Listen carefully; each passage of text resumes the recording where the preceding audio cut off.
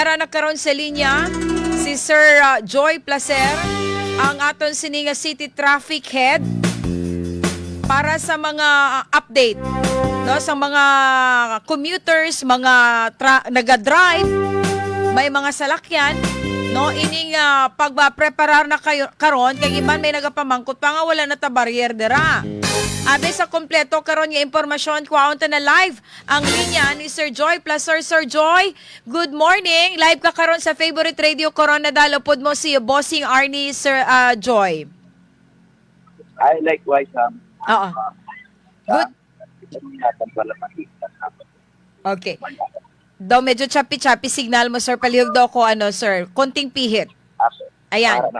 Okay, loud and clear na tayo, Sir Joy.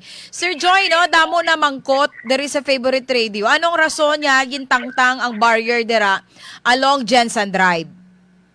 Ay, oo, no, kung aton matalupangdan ang aton mga concrete barriers, ara na sa higad, no? Preparation ini sa mga tinalak activities. Kay ining Jensen Drive, halin diri sa may Confessor Street, sa may unhan sa traffic light, Arellano Street. Dira magatugot ang street dancing. Okay. Atong opening parade. Okay. Pakadto diri sa may round ball, pakadto sa may GC Avenue. Okay. Sa South Cotabato Sports Complex. Okay. No? So, amo niya nga rason kung nga ang temporarily, ginapahigad anay ang aton nga mga concrete barriers. Pero pagkatapos ng tinalak activities, igabalik naman ini, ma'am. Okay, oh. Kaya daw ang iban, damo na lipay, kiti ka namin na sa pagtuyok, dali-dali na magaliko, bala karon Sir Joy, no? Pero temporary lang ni. So, saan expected naton niya ibalik ang aton mga concrete barrier dira, Sir Joy? Immediately pagkatapos ng tinalak activities, no? Ang parade sa July 18, pagkatapos nga siguro amat-amato naman sa ating taga city engineering ang pagpabalik sa mission. No? Okay. So far, Sir Joy, no, kay tiklaro man, this is in line of the celebration of the Tinalak Festival, but after the parade, ibalik man, back to normal na naman kita. How about ang aton yung mga traffic light, Sir Joy? May ara yapos sa ongoing mga traffic light dito sa may Solieta. Ang kung may mga activities, ma'am, mapilitan ko pa anay nga i-flash mode ang ato ng mga traffic light. Example sa Arellano Street. Yeah. Ang sa may protest area. Okay. No? Partagaan ligwa ang dito sa mga salakyan. Kay ang Alunan Avenue pag-asaranan ina. Sa subong ganin kung aton matalupangdan nagasugod na. Nag-start na ang pag-stock sa mga bahay kubo. Okay. Kung diri sa fronting sa South Cotabato Sports Complex, may mga tent na nga gina-sit up. Preparation na sa mga food strip. Okay. Ang space kita natin may mga materials na sila gina-install. Okay. So far, no, so ang traffic department naton Sir Joy Placer nakaplastado naman para sa expected naton yung mag-traffic gid, magdamo ang tao because of the celebration naton sining Tinalak Festival. Yes, ma'am, no?